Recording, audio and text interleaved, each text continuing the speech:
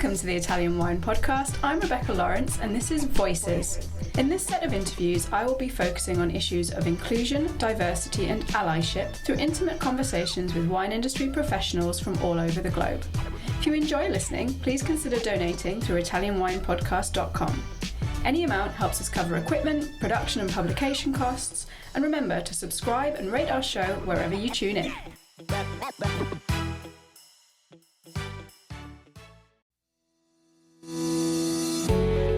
Hi guys, I'm Joy Livingston and I am the producer of the Italian Wine Podcast. Thank you for listening. We are the only wine podcast that has been doing a daily show since the pandemic began. This is a labor of love and we are committed to bringing you free content every day. Of course, this takes time and effort, not to mention the cost of equipment, production, and editing. We would be grateful for your donations, suggestions, requests, and ideas. For more information on how to get in touch, go to ItalianWinePodcast.com. Now, back to the show.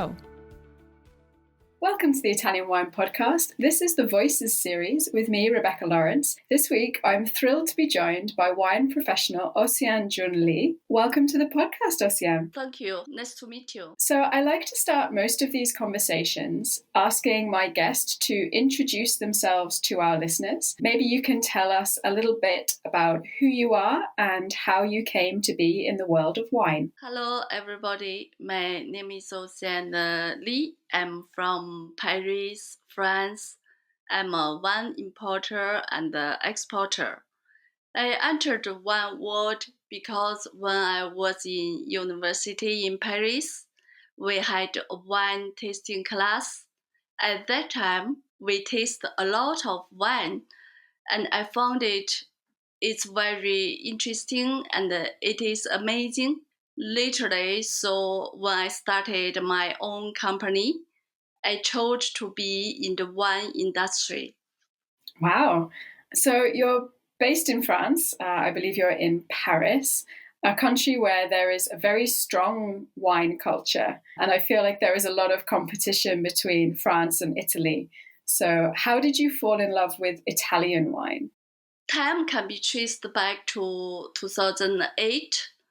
I traveled to Italy and I drank a Valpolicella red wine. I didn't know much about wine at that time, but the wine was very fruity and floral. The acidity was not too high. It gave me a big pleasure at the moment. So I fell in love with the wines. Literally, I watched an Italian movie. I don't remember the movie's name. I just remember there was a scene in which a handsome and charming man made a good dinner for his father. And then he took out a bottle of red wine, which happened to be Valpolicella again. He talked eloquently about the wine and food matching. When I was watching this movie, I was drooling and I wish I could drink this bottle right away. This is another reason why I love Italian wine. That's a perfect story for the Italian Wine Podcast because obviously we are based in Verona, just outside the Valpolicella region. So it always fills my heart with joy to discover that people have come to Italian wine because of Valpolicella. So you were recently in Verona, here taking the Vinitaly International Academy certification course. I wondered if I could ask why you chose to participate in VIA and how was your experience? For me, the VAA program is very authoritative and professional while communicating with the experts. We also can meet many wine industry partners. I also want to learn more about Italian wine. That's why I came. I mean, it is definitely the best place to immerse yourself in Italian wine. And this year you were part of the Agile program. So you took the theory online and then had these intense days of masterclasses. Was there anything about the course that maybe surprised you or that you were particularly pleased to have tasted and experienced? Yes, sure, of course. The service in Orleans is very attentive for me. The connection is just right, and the high-end venue layout, the teacher talks generously. From the venue layout to the wine selection, I'm more careful, and that's perfect. And also, the wine producer came to master class in person. This method is very good. The issues discussed with them in the class are very novel, and the tasting on the spot will be memorable for everybody, I think. I agree. I think having added that additional masterclass where you get to experience some of the wines of Italy by directly being presented to by the consorzio or by the producers has really taken the Via Verona program to the next level. So now you are part of this massive global community of Italian wine lovers. One of the biggest things about Via is the community. Did it surprise you to be able to connect to so many people from all over the world?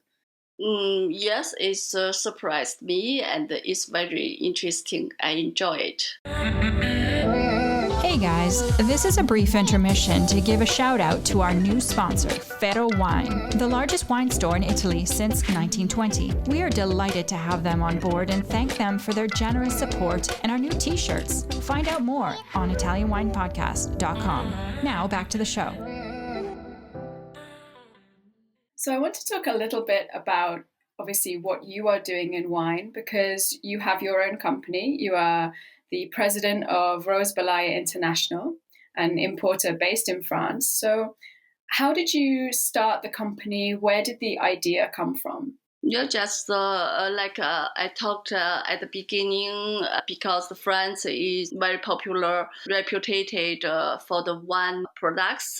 So around me, there is a lot of people who did wine, and many people likes the wine. So with the time, I decided to start my company here. Obviously, it's been a very difficult time in wine in the last couple of years. Were there changes that you made? Did you adapt when you were presented by the challenges of the COVID period? Yeah, during the epidemic, the logistics costs at the time have greatly increased. So the purchasing power of customers had dropped a lot. Everybody, we faced great challenges like other companies. However, for me, a larger part of the customers are relatively loyal, and our company has also done some promotional methods such as gifts and installments, etc.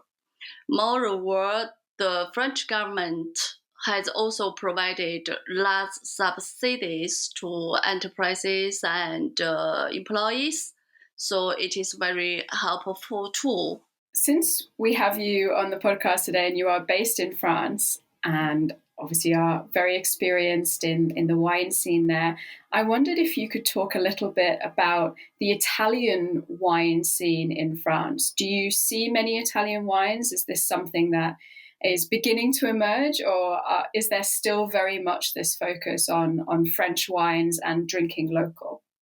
Yeah, for the local people, the French people, they are very proud of their own wine. It's true, but Italian wine is always welcome in France.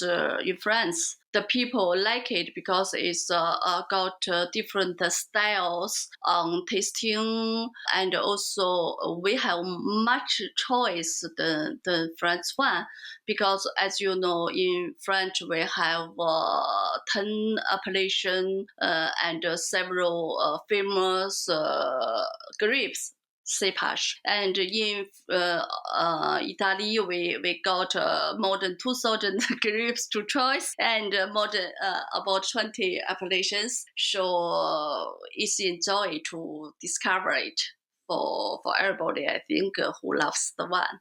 And French food culture and wine culture are very much connected in the same way that Italian food and wine culture is. Do you have a particular Italian food and wine pairing? Obviously, I know you're a fan of Valpolicella, but is there something in particular, a wine with a particular dish that you particularly enjoy? Yeah, for me, I like Amarone. The one Amarone and some Barolo is for me is different. It's very stronger and very much complexity in the taste. It is so much different than French one. That's why I like it. I completely agree. So if you were, say, enjoying a Barolo, what kind of dish would you put with it? What kind of food would you be enjoying with your Barolo Amarone? I like to match this one with the steak, beef steak, and some meats with the strong soils. Oh, you're making me hungry. So I often ask my guests towards the end of the podcast, obviously you've been here in Verona, you've taken Via, you have a very well-established company, but what is next for you and your relationship with Italian wine? Yeah, in the next step for Italian wine, I want to explore more Italian wineries and wines. Maybe I can visit and taste it more. And also, I want to learn more about Italian wine. So hear better courses from VIA program maybe next year. We would love to have you come to Italy. Océane, thank you so much for joining me on the Italian Wine Podcast today. Where can our listeners find you, online or on social media? Sure. You can find our company's name, Rosebayla, from Facebook or by our company's web page, www.rosebayla.com, or make a search on our company's name, Rosebayla International, from Google engine. It's easy to find.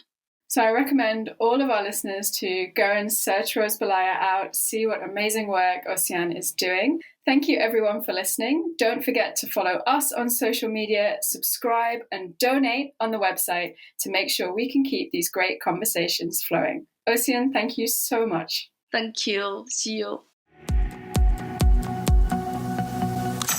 Listen to the Italian Wine Podcast wherever you get your podcasts. We're on SoundCloud, Apple Podcasts, Spotify, Himalaya FM, and more. Don't forget to subscribe and rate the show. If you enjoy listening, please consider donating through ItalianWinePodcast.com. Any amount helps cover equipment, production, and publication costs. Until next time, cin cin.